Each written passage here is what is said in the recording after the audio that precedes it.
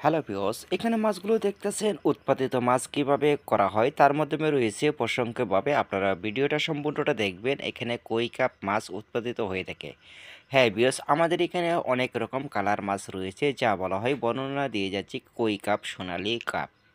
তার মাধ্যমে রয়েছে জাপানি কই কাপ মাছগুলো উৎপাদিত হয়ে থাকে। এটি ইঞ্জেকশনের মাধ্যমে মাছ ডিম অতএব উৎপাদন করে তারপর রেণু সংগ্রহিত করা হয়। এখানে যে দেখতেছেন মাছগুলোর ইঞ্জেকশন করার পূর্বে মাত্র 6 থেকে 7 ঘন্টা পূর্বে মাছগুলো ডিম দিয়ে থাকে। সঠিকভাবে ডিম নেওয়ার জন্য পরিচালনাভাবে করতে হয় পিজি দিয়ে, অতএব ওষুধ ব্যবহার করতে হয়। যা পিজি বলা হয়, 100 গ্রাম পিজির দাম মাত্র 6 থেকে 7 হাজার টাকা হয়ে থাকে। এই ধরনের ওষুধগুলো আমরা ব্যবহার করে থাকি মাছ উৎপাদিত সঠিকভাবে হয়ে থাকে। মাছের ক্ষেত্রে কোনো রকম সমস্যা হবে না, অতএব রেণুর মাছগুলো সবসময় ভালো উৎপাদিত হয়ে থাকে। এখানে রয়েছে মাছগুলো অনেক রকমের মাছ, কই কাপ, সোনালির কাপ।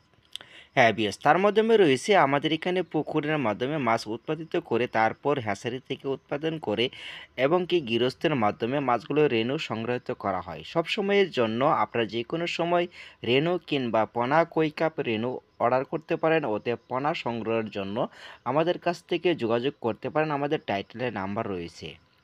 আমাদের ভিডিওটা যদি ভালো লাগে অবশ্যই চ্যানেলটি সাবস্ক্রাইব করতে ভুলবেন না। এমপিস বাংলা এই চ্যানেলের পক্ষ থেকে সবাইকে আমন্ত্রণ ও শুভেচ্ছা। আরও ভালো ভালো ভিডিও দেখার জন্য আপনারা চ্যানেলটি সাবস্ক্রাইব করে রাখবেন। তার মাধ্যমে রয়েছে অধিকাংশ সব মাছ লাল হয়ে থাকে।